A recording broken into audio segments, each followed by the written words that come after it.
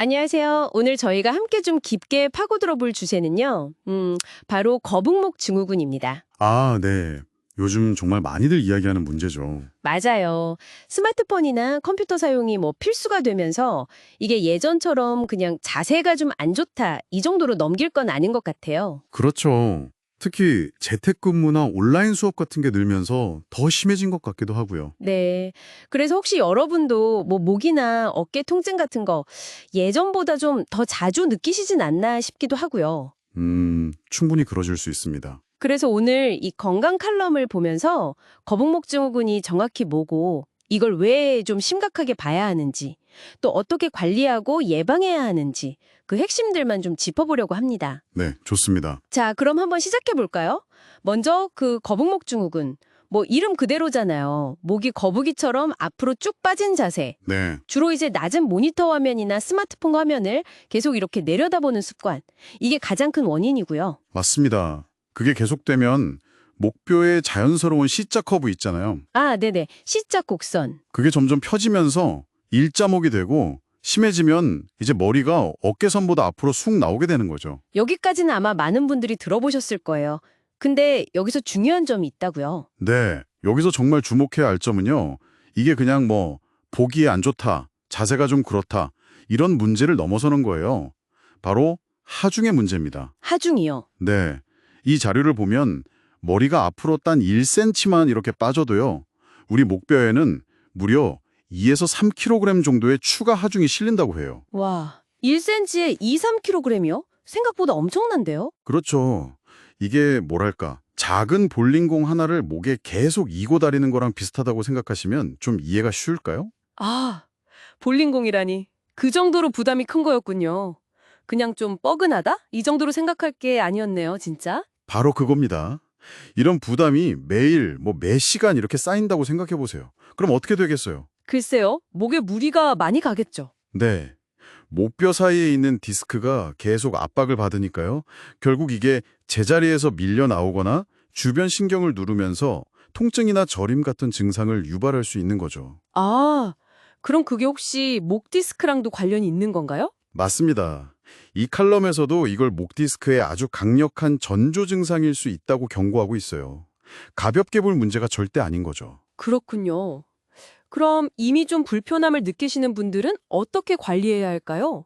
그냥 스트레칭만 열심히 하면 괜찮아질까요? 아니면 좀 다른 방법이 필요할까요? 음, 칼럼에 따르면요. 일단 초기 증상이 그렇게 심하지 않다면 꾸준히 스트레칭하고 또 의식적으로 자세를 바르게 하려고 노력하는 것만으로도 통증 완화에 도움이 될 수 있다고는 해요. 아, 초기에는요? 네. 하지만 통증이 계속되거나 내가 혼자서는 이 자세를 바로잡기가 좀 어렵다 싶으면 전문가의 도움이 필요하죠. 전문가의 도움이요. 어떤 방법들이 있을까요? 이 칼럼에서는 구체적으로 두 가지 치료법을 언급하는데요. 하나는 추나요법입니다. 들어보셨을 수도 있는데 아, 네. 들어본 것 같아요. 손으로 하는 치료 맞죠? 네, 맞아요. 일종의 수기요법인데 틀어진 경추 관절을 이렇게 손으로 교정해서 균형을 맞춰주고 또 주변 근육을 이완시켜서 통증을 줄여주는 방식이에요. 아하. 그리고 다른 하나는 약침 치료라는 건데요. 이건 염증을 줄이거나 조직 재생에 도움이 되는 한약 성분을 통증 부위에 직접 주사하는 거예요. 그래서 통증을 줄이고 근육이나 인대를 좀 부드럽게 풀어주는 거죠. 그렇군요. 추나 요법이랑 약침 치료. 네, 이 두 방법 모두 결국에는 목의 그 건강한 C자 곡선을 회복시키는 걸 목표로 하는 거고요. 치료 방법까지 구체적으로 나와 있네요. 근데 사실 뭐니 뭐니 해도 예방이 제일 중요하잖아요. 이 칼럼에서 특히 강조하는 예방 습관 같은 게 있을까요? 네, 가장 강조하는 건 역시 꾸준함 그리고 환경 조성인 것 같아요. 꾸준함과 환경 조성. 네, 하루에 한두 번이라도 시간을 딱 정해놓고 목 주변 근육을 좀 풀어주는 스트레칭, 이걸 꾸준히 실천하는 게 중요하다고 하고요. 스트레칭. 그리고 또 하나는 우리가 디지털 기기 사용할 때 무의식적으로 고개를 푹 숙이게 되잖아요. 맞아요. 저도 그래요. 그걸 막기 위해서 모니터 받침대나 스마트폰 거치대 같은 걸 사용해서 기기 화면을 내 눈높이에 맞추는 환경을 만드는 것, 이게 핵심이라고 지적합니다. 눈높이를 맞추는 거. 네, 이게 되게 간단해 보이는데 사실 매일 실천하기는 은근히 어렵죠. 습관이 중요해요. 맞아요. 습관이라는 게 진짜 무서운 것 같아요. 그럼 결국 오늘 이 내용을 듣고 계신 여러분께는 평소 자신의 자세 습관, 특히 스마트폰 볼 때나 컴퓨터 작업할 때 목 위치가 어떤지 한번 의식적으로 점검해 보시라는 그런 신호로 받아들일 수 있겠네요. 그렇습니다. 거북목 증후군은 그만큼 우리 생활하고 정말 밀접하게 연결되어 있으니까요. 네. 돼요.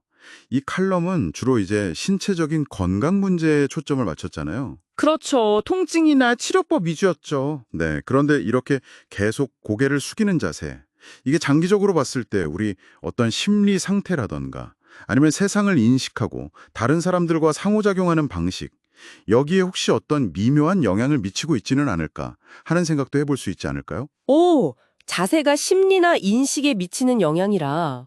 그거 참 흥미로운 질문인데요. 깊이 생각해 볼 만한 지점인 것 같습니다. 네, 한 번쯤 생각해 볼 문제죠. 오늘 저희가 함께 살펴본 내용이 여러분의 건강한 디지털 생활에 작은 자세 교정 알람 같은 게 되었으면 좋겠습니다. 핵심은 역시 인식하는 것, 그리고 꾸준히 실천하는 것, 이거 잊지 마시고요.